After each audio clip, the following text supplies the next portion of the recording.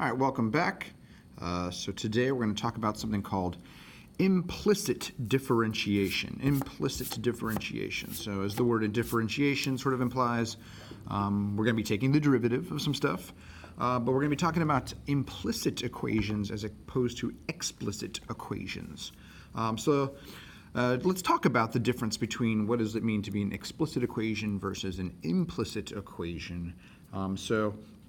Some examples of explicit equations would be things that we've been mostly dealing with here, and you've probably been dealing with a lot in your career of your math careers here. Things like this, or like this, or like, I don't know, like that. So all of these are explicit equations. They're called that because they explicitly tell you, like, if I know my input value, then here's how I can find my output value. And they are set up in ways in which, like, they are literally functions. Like, when you plug in a single x, you get out a single y. There's no way around it. So you get a function graph, something that sort of maybe looks, like this, where every single input has exactly one output. That graph does not represent any of these. I was just giving an example of a function.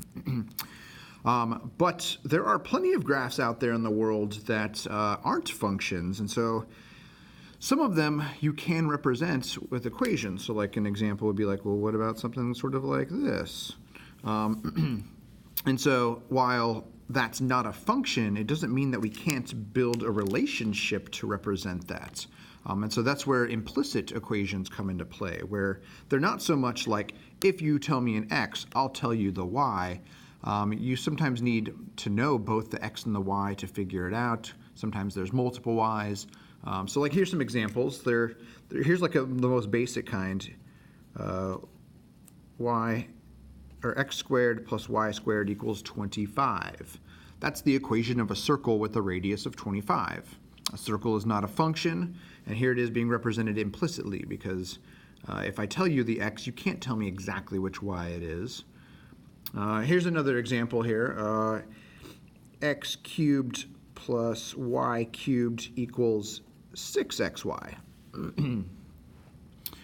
This one, it's actually impossible to isolate y or x here. So yeah, and actually that does sort of give us a weird curvy thing kind of like this. Not exactly that, but something sort of like that. Another example would be like x plus y quantity to the 6th is equal to y squared x. So you'll see like the main difference between these types of equations is over here, like the x's and the y's get to be on both sides of the equation, and there isn't a clear way of isolating those y's. Well, over here, it's usually y is equal to this stuff with the x in it. So even though these equations over here are a little bit funkier, when you look at the graph, you can tell, like, wait, there are tangent lines, and thus I should be able to find the slopes of those tangent lines. And you absolutely can. And so that's what this video is going to sort of go through here, is trying to take the derivative of things like this. How do you figure out what the slope of our tangent lines are to things like this? And the key here is going to be actually the chain rule. So let's take a look at our first example to talk about why the chain rule might apply. So we're going to look at that very first example I gave up here, x squared plus y squared equals 25, okay? So we are going to differentiate both sides with respect to x. So oftentimes I'll draw something sort of like this. So differentiate x squared plus y squared, and that will be equal to differentiating 25. This is using sort of that golden rule of algebra. As long as you do the same thing to both sides of an equation, everything remains completely balanced out here. So I'm just differentiating both sides with respect to x. It's a very similar step. It's like sort of the calculus equivalent of dividing both sides by 10 or something like that. Okay, so we'll tackle the easier part. The derivative of 25, well, it's a constant, so that will be equal to 0. Okay, And then over here, that'll be the derivative of x squared. So since we're taking the derivative with respect to x, it's going to be exactly what we're thinking. It's just going to be 2x. Here's where it gets different. The derivative of y squared with respect to x. So we don't get to treat this one just like we did this one here, because we're not taking the derivative with respect to y. So this is where we use the chain rule. So through these problems, what our understanding is going to be is that even though maybe I don't know the equation for it, I'm assuming y is an explicit equation, that there is some explicit equation for it. And so because of that, I assume like it's got some crazy derivative associated with it.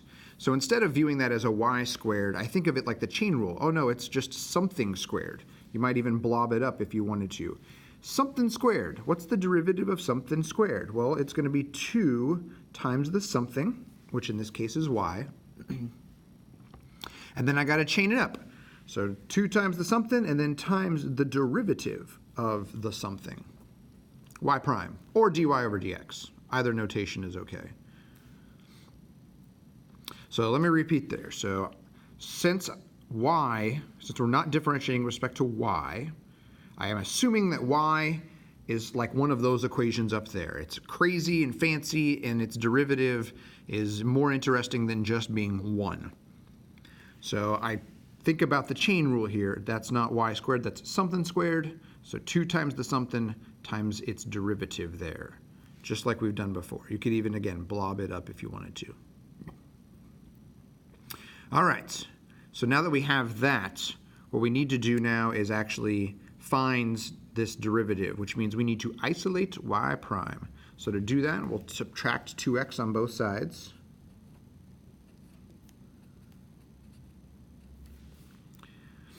And then we'll divide both sides by 2y.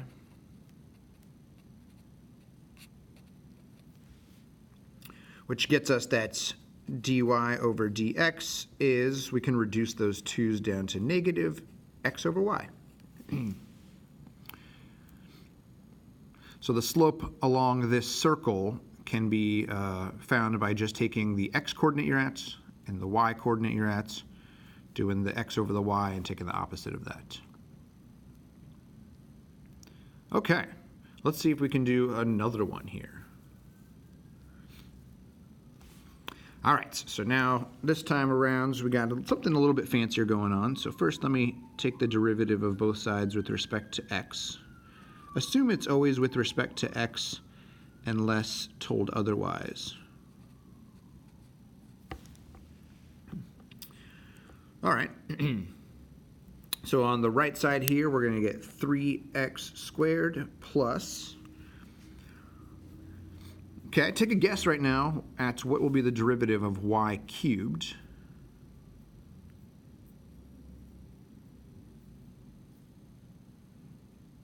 So we're thinking chain rule, so it's something to the third power. So the derivative of something to the third power is 3 somethings squared times the derivative of the something.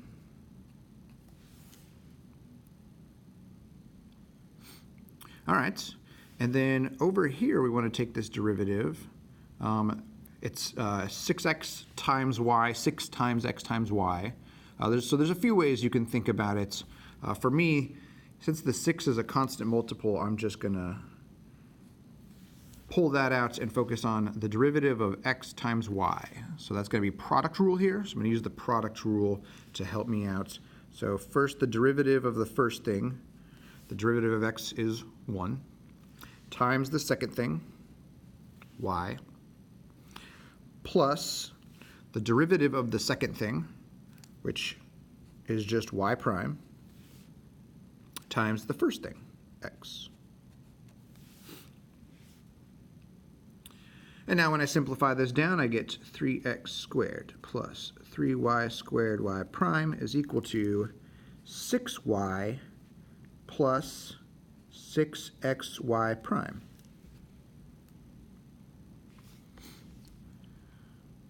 All right, so now we need to isolate y prime. It's popping up in a couple of places. but we can still do it. So the first thing we're going to do is we're going to move all the terms that have y prime in them to one side, and all the terms that do not have a y prime to the other side. Which side you decide on is not important. So don't worry about like if you wanted to move your y primes over here versus to the left. I think I'm going to move them over to the left. So if I subtract this 6xy prime over, I'm going to get this on my left side. And if I subtract the 3x squared over to the right, I get this on my left side, my right side. Did I confuse my sides? I might have. Okay. At this point now, we have a y prime in common over here. So let's factor it out. Y prime times the quantity 3y squared minus 6x is equal to 6y minus 3x squared. And then, now we'll divide. Since we're multiplying there, to undo that, we get that y prime is equal to 6y minus 3x squared over 3y squared minus 6x. There's a common factor of 3 in here. You could divide out if you wanted to, but I'm not going to worry about it for this problem here. So there you go. There is the derivative. So the slope along this, and if you wanted to, you could pause the video, go to Desmos, and look at it. It is fairly similar to this. I'm pretty sure my loop is in the wrong place, but so the slope along this crazy curve here can be found using this formula. So you can see very clearly you're going to need to know x and y in order to figure that out, and not just x, which makes sense because like if you choose a particular x value, well, the slope at those places might be very different from each other. So it's important to know both the x and the y value. All right, let's do one last one here. So this one's got more rules involved. So here we go. We want to find dy over dx if we have this. Here we go. Dy over dx of x plus y to the 6th. D over dx of y squared x. All right, so we're going to find the derivative of this side first. Take a moment to think about what rule is going to be really important to find that derivative.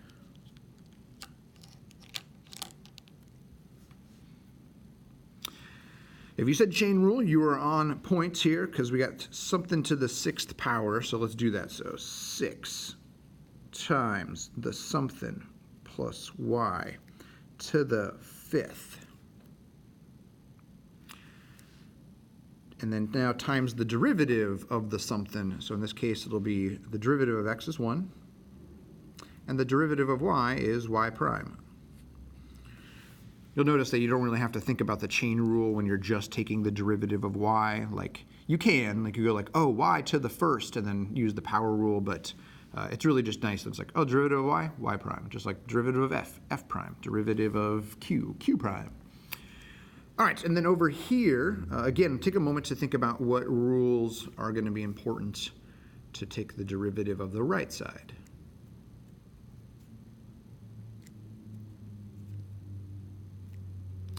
All right, if you notice that the product rule is really necessary, then you're right, so among other rules, but the product rule because it is y squared times x. So let's do that. So first, the derivative of the first thing. So the derivative of y squared is the first thing. So I'll give you a moment again to think about what is the derivative of y squared?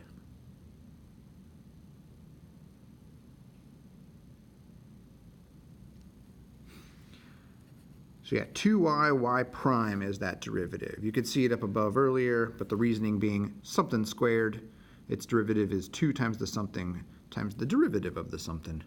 So that's the derivative of the first thing times just the second thing, plus the derivative of the second thing times the first thing. And so if we simplify, we get 6 times x plus y to the 5th times 1 plus y prime is equal to 2xy y prime plus y squared.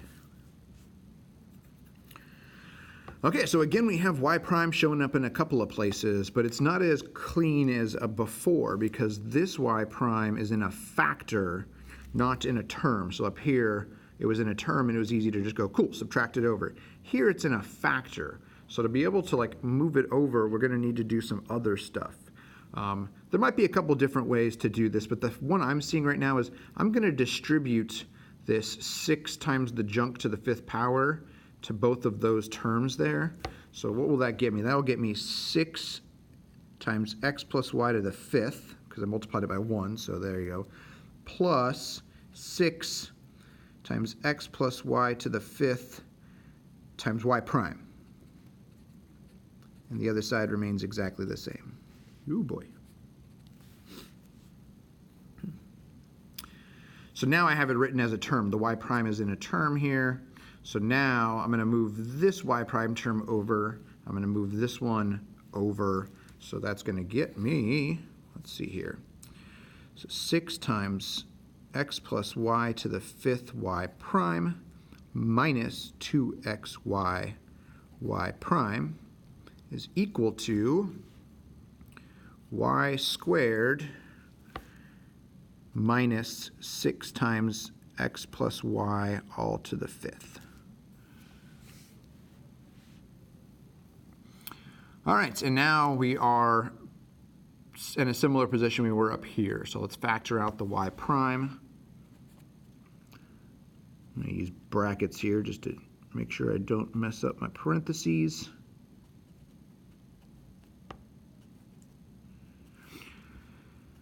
And the final step will be to divide by both those things. So y prime is equal to y squared minus 6 times the quantity x plus y to the 5th all over 6 times x plus y to the 5th minus 2xy.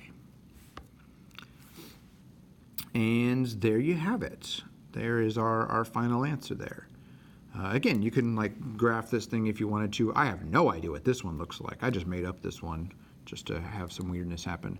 But again, like to find the slope along any of those tangent lines, you need to know x and y, not just one of them. All right, so this is what we're going to be doing in class. We're going to be taking this further. So the expectation is you stroll in and you're like, cool, like I can find the derivatives of these things. I understand the idea behind implicit differentiation. So that way we can do more stuff with this. So take the survey and come in ready. Thanks.